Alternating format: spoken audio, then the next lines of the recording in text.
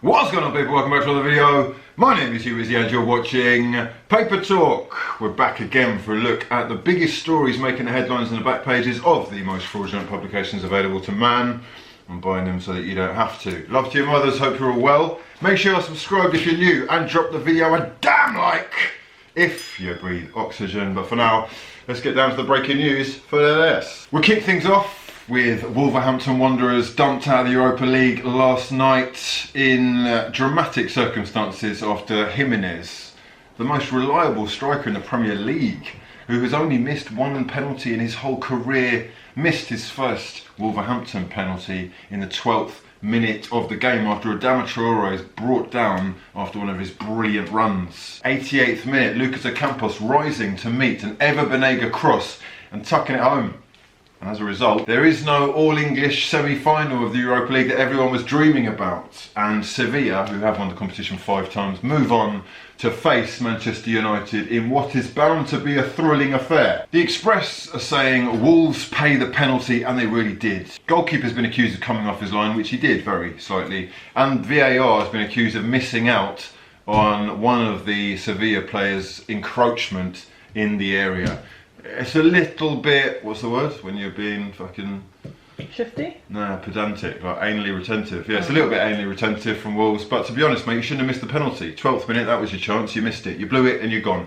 What I find interesting now, and what is going to be, I guess, the real test of where this club are, in terms of being able to actually chase Champions League football, is how Nuno Gomes can transform the mentality or convince these players that they've got something to fight for, or just give them the energy to go again next season. They've had the longest season probably in the history of English football this year, a whole year's worth, more than a year ago since they started that European dream in itself.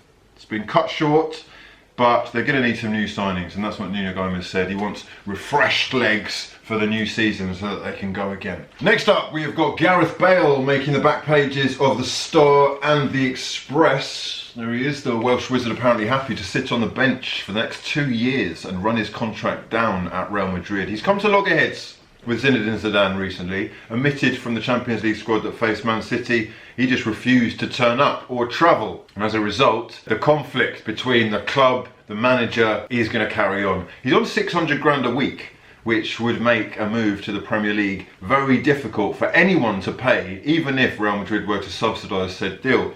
But it's them that have blocked his move to China, where he stood to make £1 million a week. 2 more years on the bench, what do we think? It seems like a complete waste, but he is a peripheral member of that squad and was so in their league celebrations. It doesn't look like it's going to end anytime soon. And I guess this is where we are with player power in football now. Let me know your thoughts on what Gareth Bale's next move should be, what you would do in that situation as well. The Daily Mail linking Quincy Promes to a £25 million move to Arsenal. The Ajax and Netherlands international got 16 goals and 5 assists in 28 games before lockdown ended the Eredivisie season. Promes moved from Sevilla to Ajax for £14 million last season, and reportedly Arteta is very keen on the Dutch winger, looking to add more strength to the squad after just signing Willian. I'm not going to lie, it doesn't make perfect sense to me unless Coutinho is dead in the water. Next up, we've got Manchester United, who are struggling with this Jadon Sancho deal.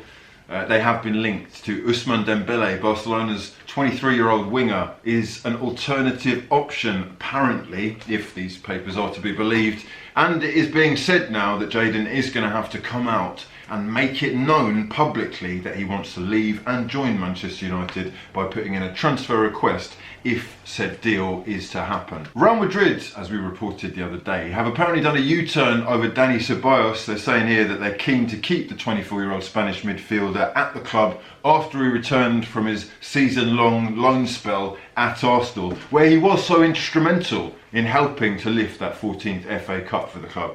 He has been one of the best performers since the lockdown, there is no denying that. And he may well have put himself back into the shop window in terms of Real Madrid's plans, and especially Zinedine Zidane's plans, considering that Toni Kroos and Luka Modric are ageing and looking all the more replaceable as time goes on. Let me know your thoughts. Is Dani Ceballos someone you want to keep at Arsenal, or would you be happy for us to invest the money that we'll be spending there elsewhere? This story gathering a little bit of pace. Leicester City are chasing James Tarkowski of Burnley, who is rated at £50 million by Sean Dyche and his men. He has got 2 England caps, 27-year-old with 2 years left on his contract. And Leicester, of course, trying to replace the apparently on his way out Soyuncu, who's been so impressive for the first half of the season at least, but was kind of part of their capitulation towards the end and dropping out of those Champions League spots. His value in itself has been quoted at £50 million. This money could all be coming from the sale of Ben Chilwell as well. Let's not forget that Chelsea are still looking at him as their #1 left-back target, and he's going to cost them at least £50 million. Newly promoted Fulham making the headlines as well. They are chasing 2 new signings after their promotion, one of which is Ryan Fraser, who's also attracting interest from West Bromwich Albion and Leeds, the 2 other promoted clubs. He will of course be on a free transfer, but Fulham are also interested in Arsenal's Callum Chambers, who they value at around £12 million. I'm not sure how that's going to go down with the fans, but Arsenal do need the money, so we'll see. Last but not least, we have got Brentford's Ollie Watkins, the striker who got 26 goals in the Championship last season, the subject of a £15 million bid from Aston Villa, if reports are to be believed. 8 o'clock tonight, we've got PSG against Atalanta in the Champions League quarter-finals, and tomorrow it's Leipzig against Atleti. Hope you join me for more content as and when it drops. That's about it for this time. If you're enjoying the videos, make sure you smash the hell out of the like button and subscribe if you're new. But for now, my name's been Hugh Wizzy, and this has been a lot of fun. Peace.